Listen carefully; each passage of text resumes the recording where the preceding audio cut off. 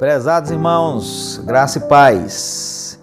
Estudo número 4 da nossa atual revista da Escola Bíblica Dominical.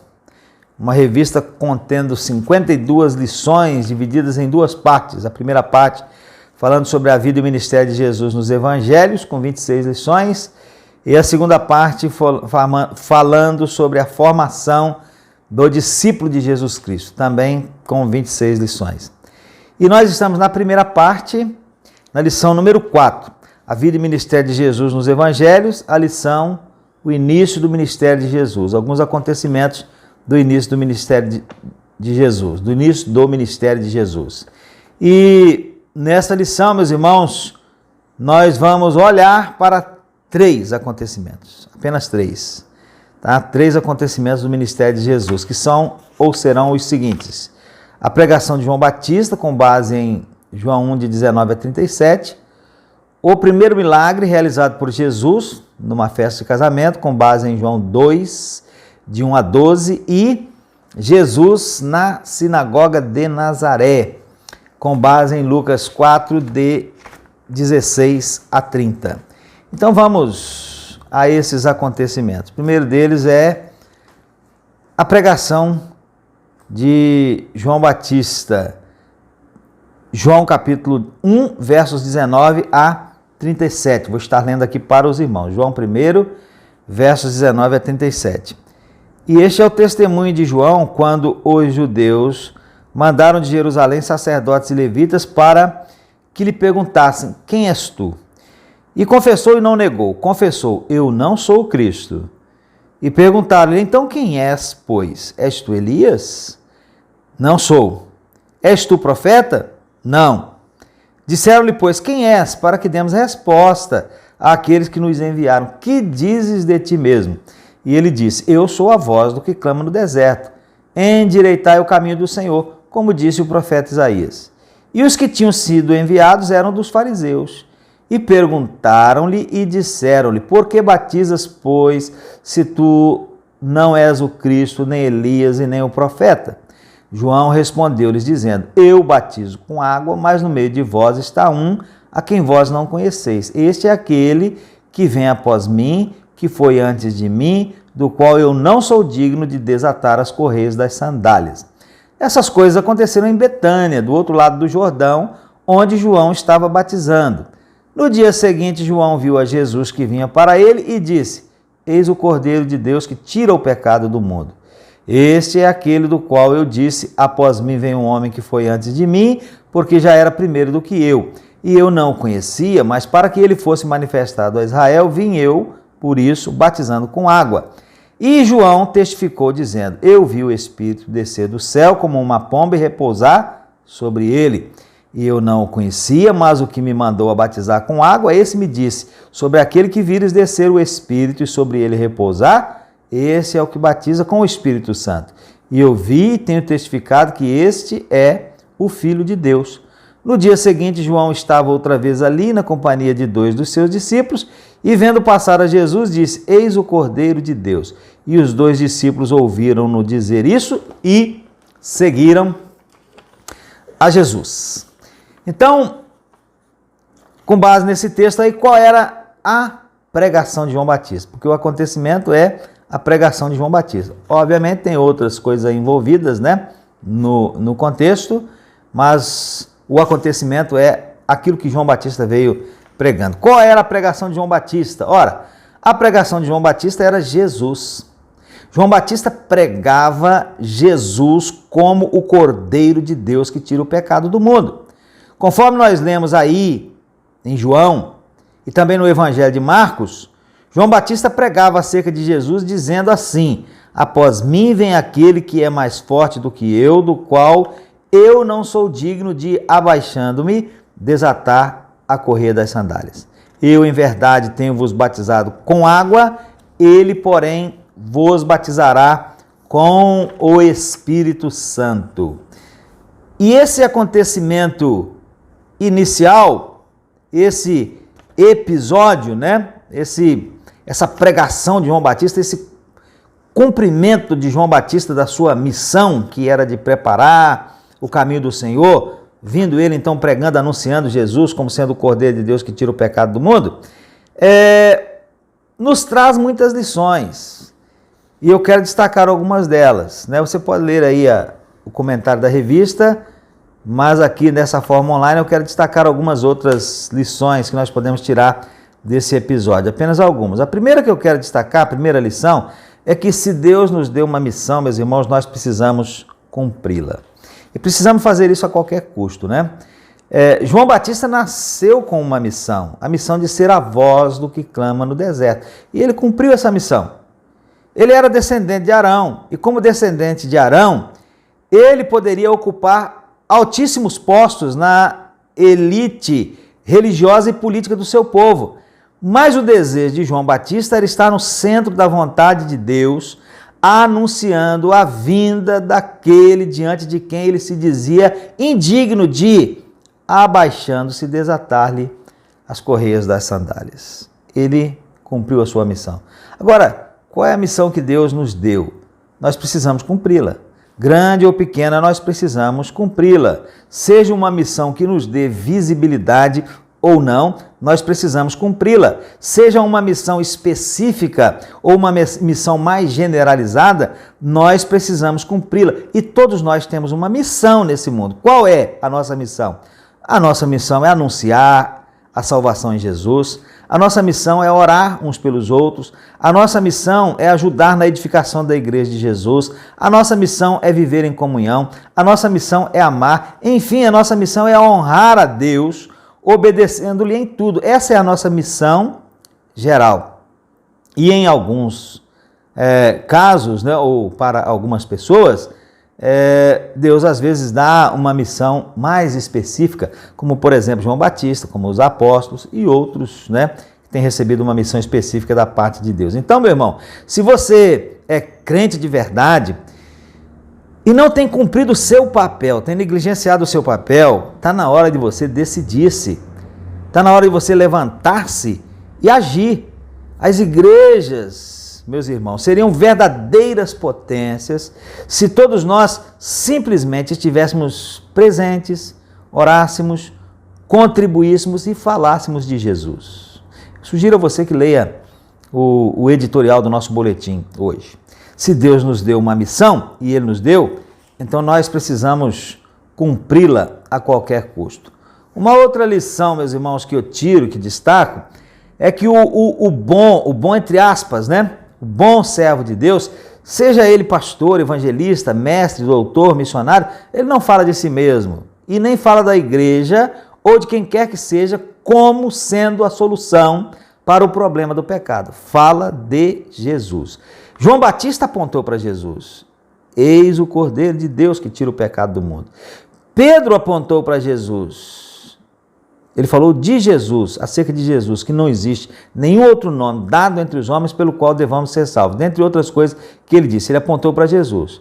Paulo apontou para Jesus. Ele diz assim, olha, os judeus pedem sinal, os gregos buscam sabedoria, mas nós pregamos a Cristo crucificado, que é escândalo para os judeus, é loucura para os gregos, mas para os que são chamados, tanto judeus como gregos, lhes pregamos a Cristo, que é poder de Deus e sabedoria de Deus. Então, João Batista apontou para Jesus, Pedro apontou para Jesus, Paulo apontou para Jesus, os demais apóstolos apontaram para Jesus, e nós devemos estar sempre apontando para Jesus. Por quê?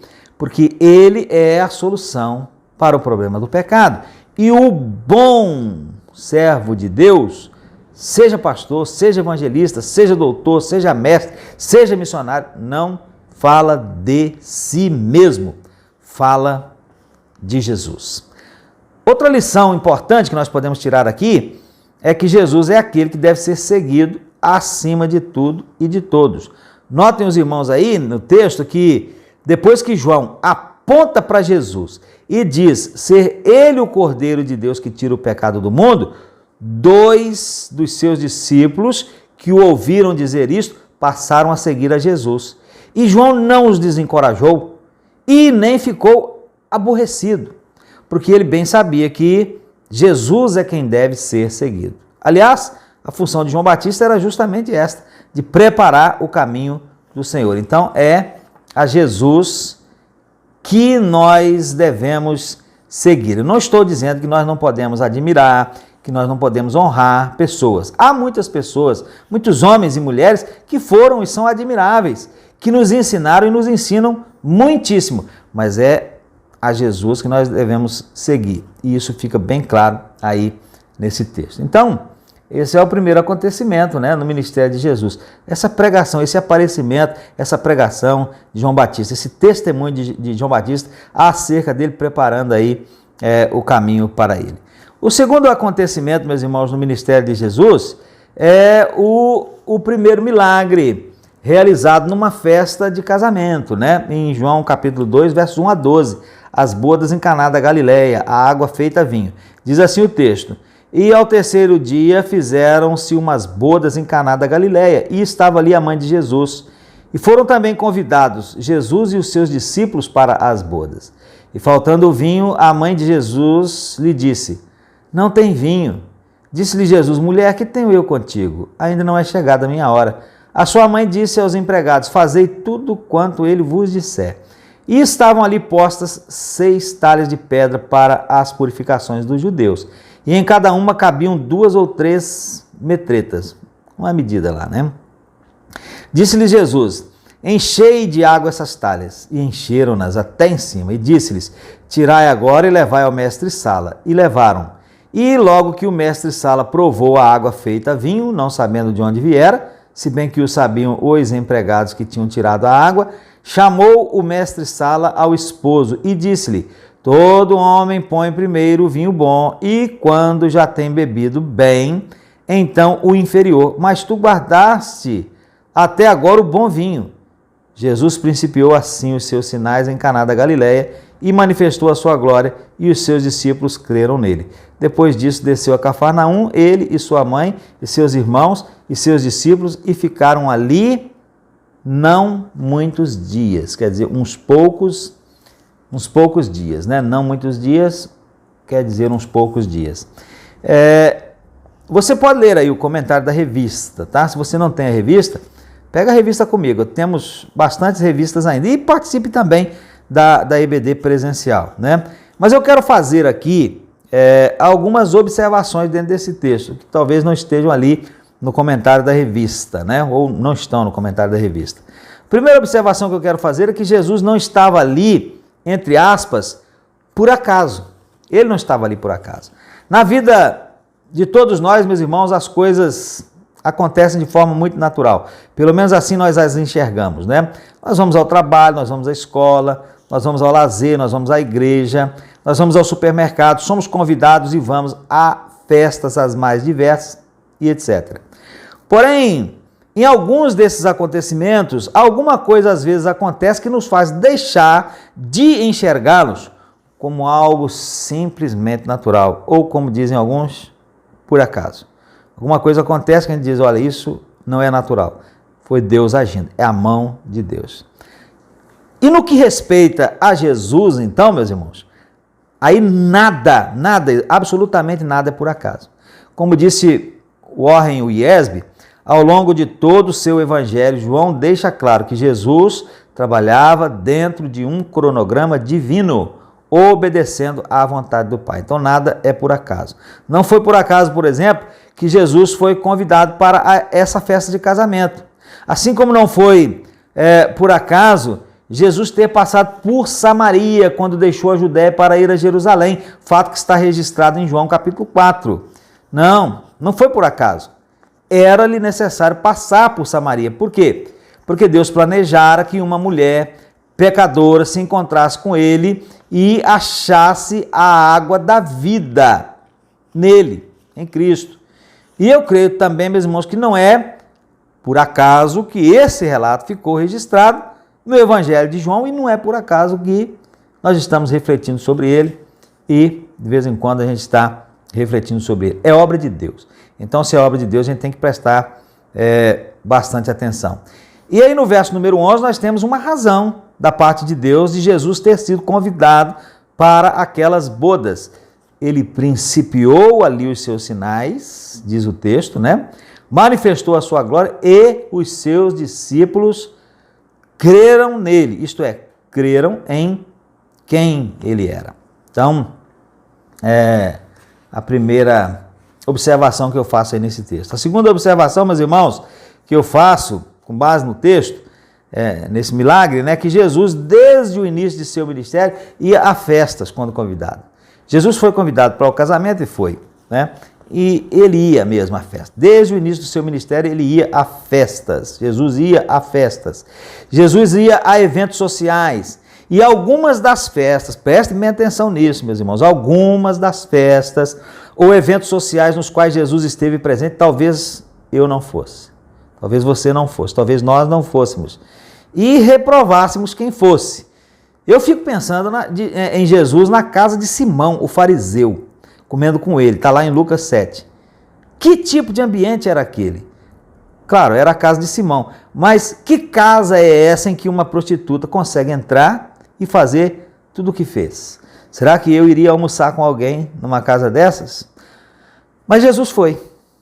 Ele foi. E obviamente quando eu digo que Jesus foi, que ele ia a eventos sociais, quando eu enfatizo isso, eu não quero com isso dar a entender que nós estamos então livres para participar de todo e qualquer evento. Claro que não. O carnaval, por exemplo, eu sei que alguns crentes vão. Eu sei. E não vão para evangelizar, não. Mas não deveriam ir no carnaval. Porém, meus irmãos, nós temos que cuidar para não irmos de um extremo ao outro, tornando-nos legalistas até. E também temos que nos cuidarmos para não emitirmos julgamento precipitado, porque nós vimos alguém em algum lugar ou conversando com alguma determinada pessoa. Se nós não sabemos o que estão fazendo, o que estão conversando, então é melhor ficar calado, falar nada. Perguntar ou então ficar calado, né? Então Jesus aceitava convites para acontecimentos sociais e não considerava um impedimento que os seus inimigos usassem isso contra ele, acusando-o de receber pecadores e comer com eles, como nós vemos lá em Lucas capítulo 15. Então, Jesus viveu as experiências de uma vida normal, mas ele santificou essas experiências e os lugares que frequentou com a sua presença. Aquele casamento em Caná da Galileia seria apenas uma festa comum, sem vinho suficiente para a vergonha do noivo, se Jesus não estivesse lá. Mas Jesus estava lá, livrou o noivo de passar por aquele constrangimento, mas mais do que isso, ali Jesus manifestou a sua glória, ainda que nem a todos da festa, somente a alguns poucos, dando assim um sinal de quem ele era, e seus discípulos então começaram a crer nele. Obviamente, meus irmãos, não é em todo lugar que nós vamos, mas onde nós formos, nós precisamos fazer a diferença, dando um sinal de quem nós somos. Jesus deu um sinal de quem ele era, o Filho de Deus.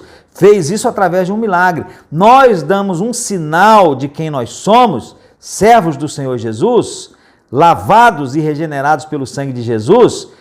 Nós damos um sinal através do nosso bom testemunho, através de um andar digno da vocação com que fomos chamados. Onde nós estivermos, não nos esqueçamos de quem nós somos. A terceira observação que eu faço, com base nesse texto, é que a presença de Jesus faz toda a diferença. A presença de Jesus naquele casamento em Caná fez toda a diferença. Ou não? Claro que fez, né? Jesus, podemos assim dizer, salvou a festa. A presença de Jesus naquele casamento salvou a festa. A presença de Jesus com os discípulos no barco, quando veio uma tempestade, fez toda a diferença, salvou a vida deles. A presença de Jesus faz toda a diferença, inclusive por santificar o ambiente em que ele está presente. E se assim preste atenção, quando você for dar uma festa, convide Jesus para a sua festa. E aqui eu quero enfatizar, meus irmãos, que eu falo para crente que vai fazer festa de crente. Jesus foi a muitos eventos de pessoas, de práticas diferentes daqueles que o seguem. Tudo bem, eles não eram seguidores de Jesus e era de se esperar que eles fizessem muitas coisas diferentes, que crente não gosta, né?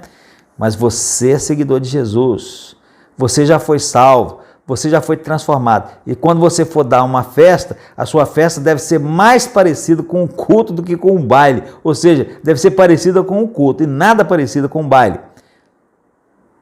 Enfim, convide Jesus para a sua festa.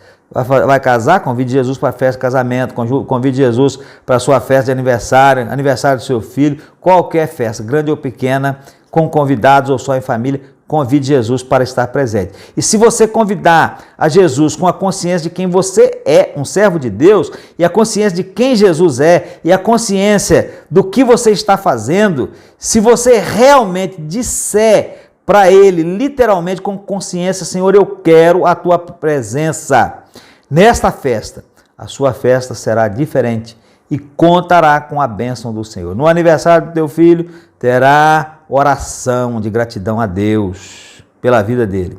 E eu enfatizo isso, meus irmãos, porque virou moda agora crente fazer festa, entre aspas, mundana, né? Em algumas até se faz um culto, mas depois do culto, o louvor a Deus é substituído em alguns casos por louvores ao próprio inimigo. É verdade. É só prestar atenção nas letras de algumas músicas que nós vamos ver que aquilo ali é um louvor ao inimigo. Mas não deve ser assim, né? Convide Jesus para a sua vida familiar, para fazer parte da sua família, para sentar-se à mesa com a sua família. Convide Jesus para acessar a internet com vocês, talvez mude alguns acessos, né? Para assistir televisão, vai sentar para assistir televisão, convide Jesus para sentar ali do lado. Quem sabe vai mudar o filme, né, que vai ver.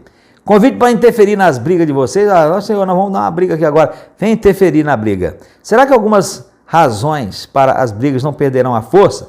Será que algumas palavras ofensivas, Jesus está aqui, vão deixar de ser ditas? Será que o tempo de duração da briga vai mudar, vai ser reduzido? E o resultado, com Jesus como convidado para interferir, será que poderá sofrer mudanças positivas? Convide Jesus para interferir na educação dos filhos de Jesus, dos filhos de vocês. Convide Jesus para a sua vida pessoal, para ir com você onde você for, para abençoar o que você for fazer. Talvez até mude algumas coisas em alguns lugares e algumas coisas que você vai fazer. Então, a presença de Jesus faz toda a diferença, né? Esta é a lição. E outra lição, meus irmãos, outra lição, ou outra observação, né? Lição não, observação. Aí nesse texto, no verso número 11, diz aí que este foi o princípio dos sinais de Jesus. É uma observação importante, né? E eu estou incluindo aqui apenas para chamar a atenção para o fato de que, se este foi o princípio dos sinais de Jesus, o que dizer então daquelas histórias que existem por aí, que contam os milagres de Jesus na infância?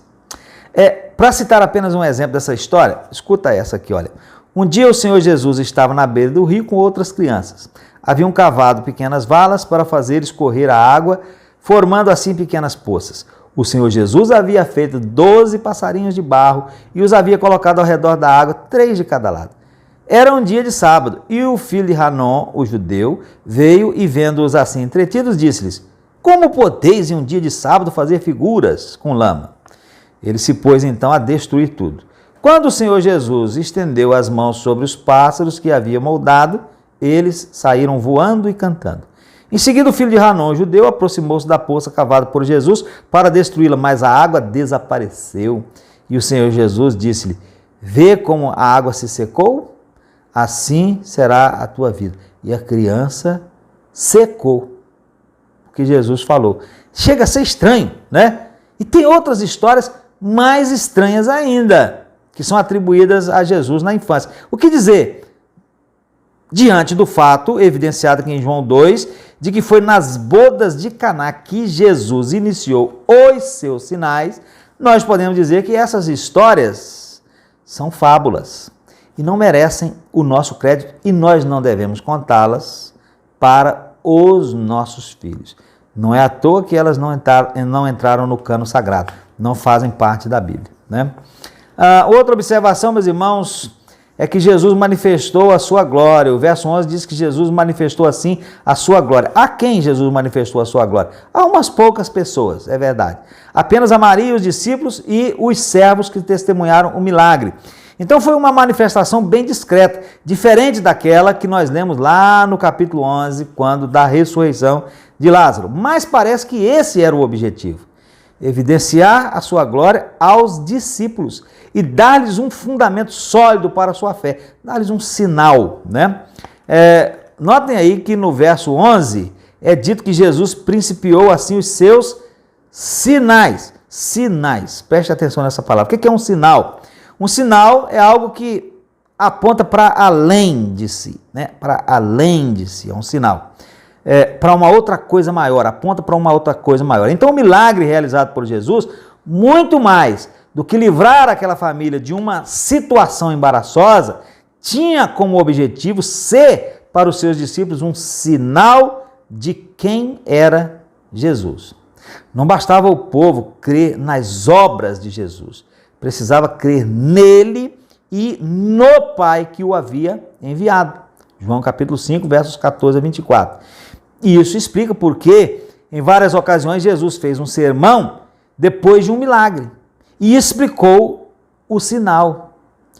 Em João 5, a cura do paralítico no sábado deu a Jesus a oportunidade de falar sobre a sua divindade como Senhor do sábado. Ao alimentar os 5.000, Jesus fez a transição natural para o sermão sobre o pão da vida. Ele alimentou aqueles 5.000 com pão de trigo e depois ele falou, né, transmitiu a mensagem de que ele é o pão da vida. Então aquilo era um sinal que estava apontando para Jesus como o pão da vida.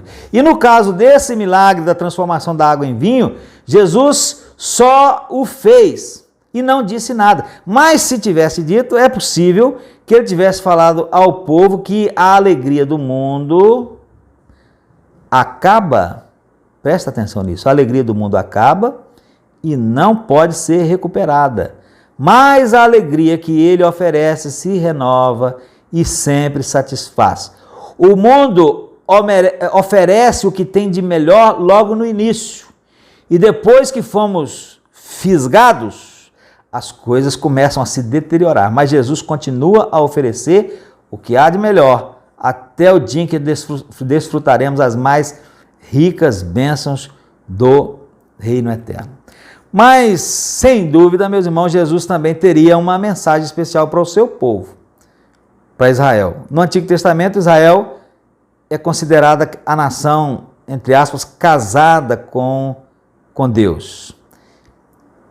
E infiel, casada e infiel à sua aliança de casamento. Isaías 54, Jeremias 31, Oséias 2, né? O vinho acabou e Israel ficou com 6 talhas vazias. Tinham água para a limpeza exterior, mas não havia nada que provesse purificação e alegria interior.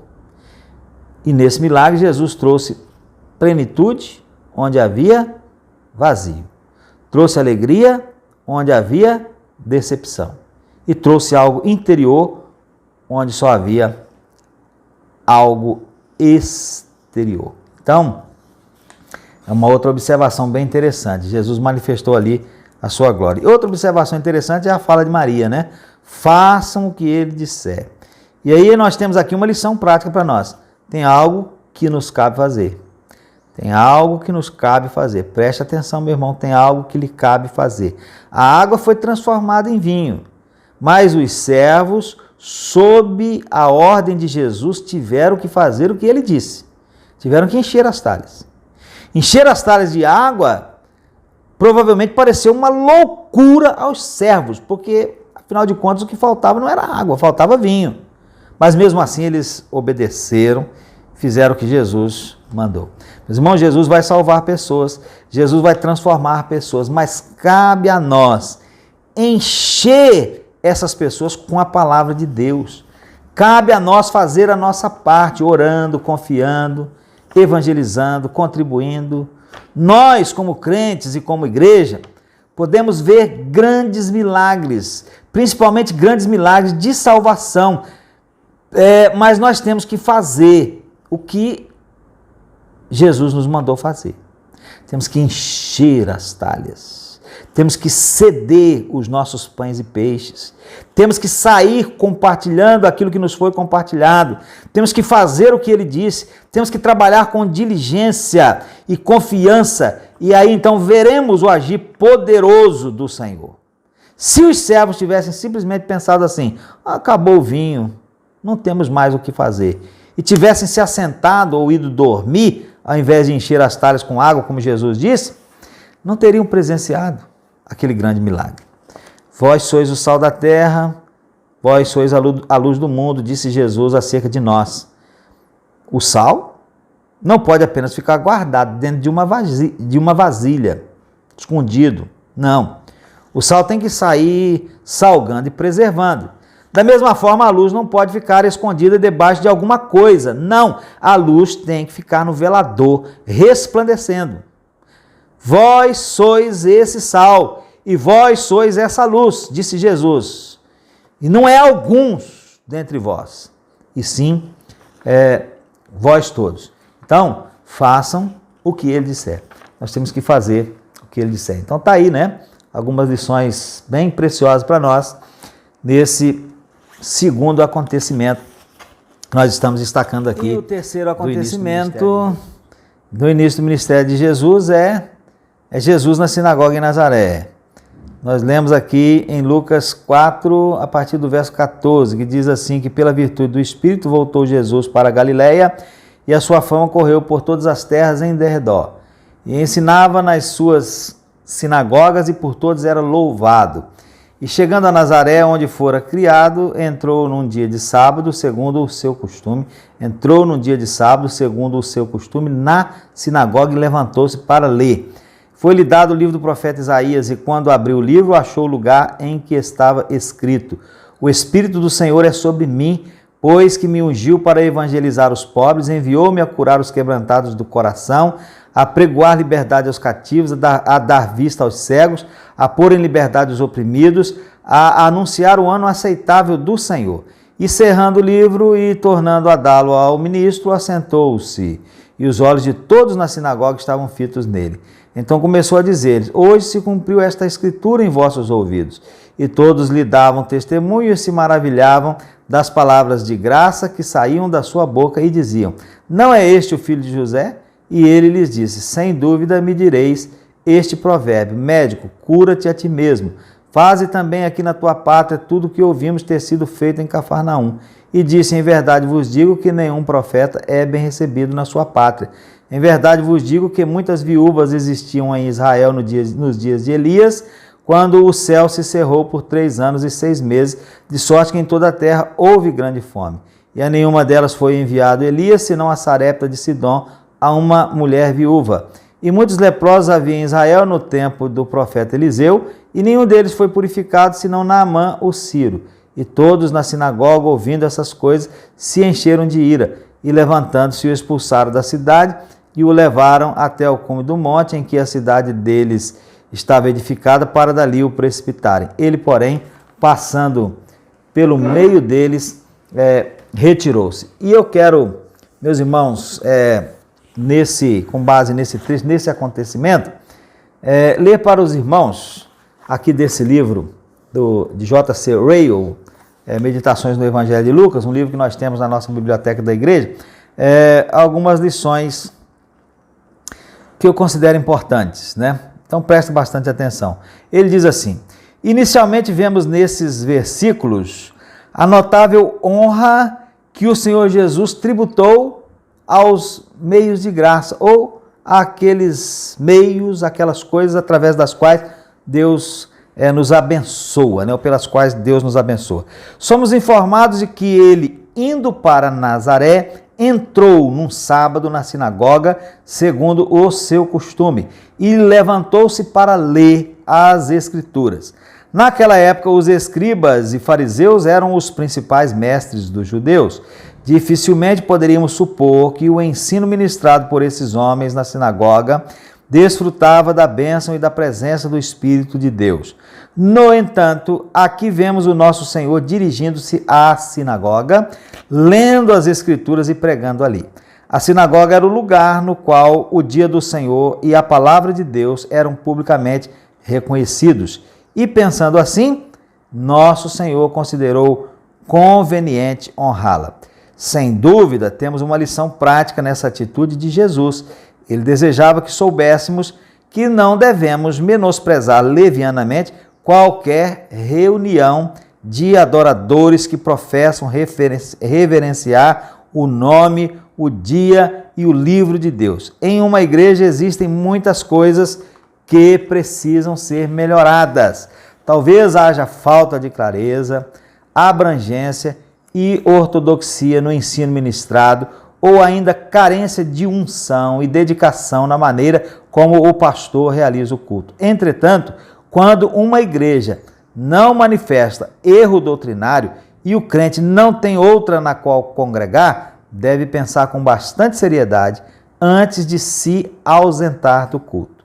Se existem 2 ou 3 que se reúnem em nome de Cristo, para estes o Senhor Jesus prometeu uma bênção especial.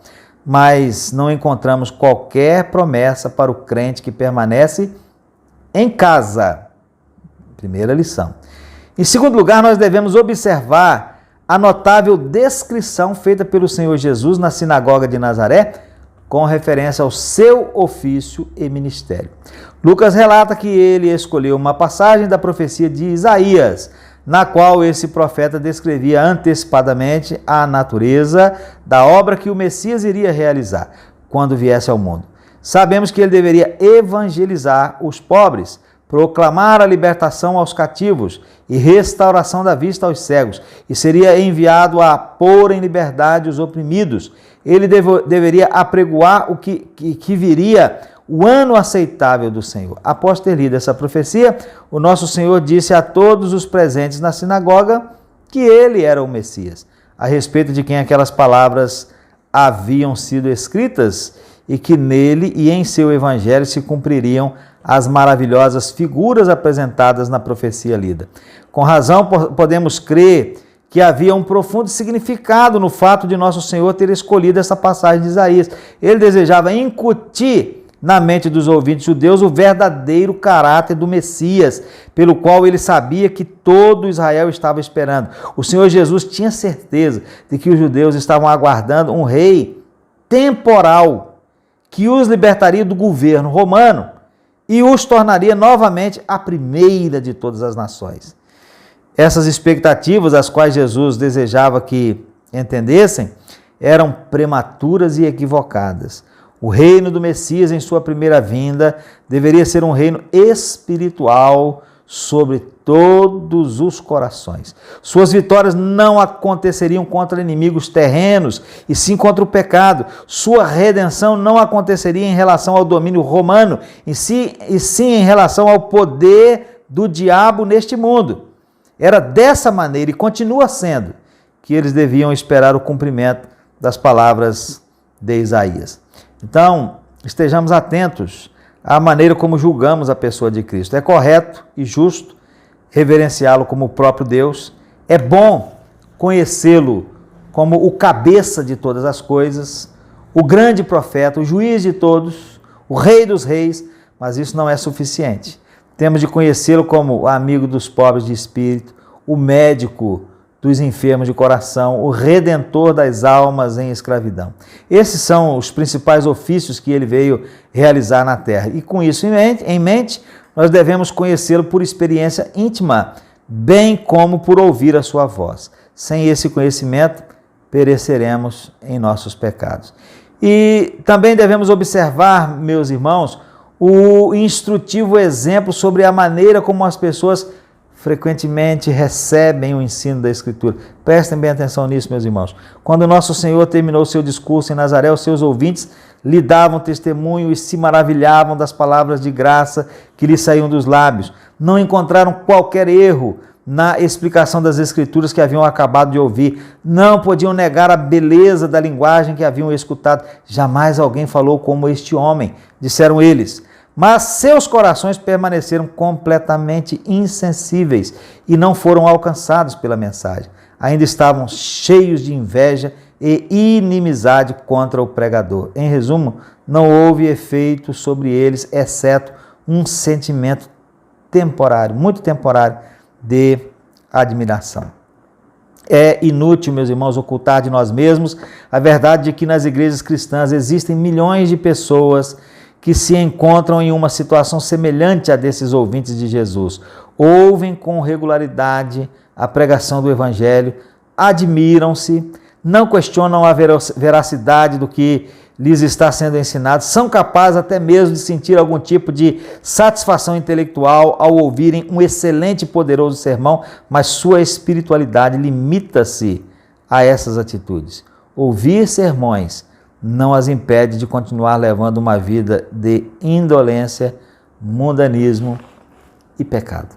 Que lição preciosa, né, para nós não fazermos, não nos comportarmos dessa forma. E ainda quero dizer uma última coisa, meus irmãos, nessa passagem, que é sobre o quão perseverante nós devemos ser na prática do bem, apesar de todo o desencorajamento pelo qual nós possamos passar.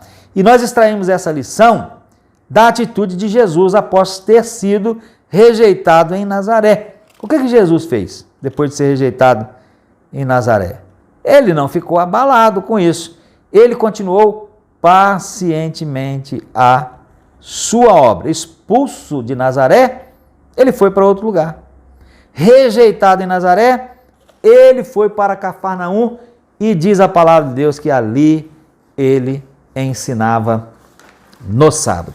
Então são esses acontecimentos que a gente destaca hoje, né, no início do ministério de Jesus, e que trazem para nós essas preciosas lições.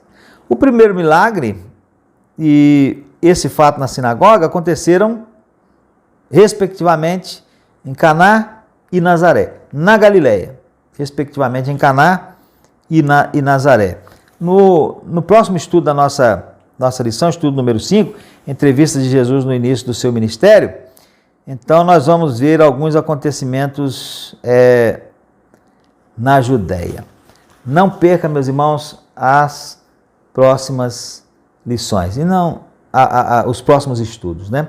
E venha também estudar presencialmente, tá? E fica aí com essas lições preciosas aí na sua cabeça. Fiquemos, né, com essas lições preciosas na nossa cabeça aí dentro desses acontecimentos do início do ministério de Jesus. Que Deus abençoe a sua vida e que o Espírito de Deus possa aplicar esses ensinamentos aos nossos corações, ao seu coração e ao meu coração. Amém.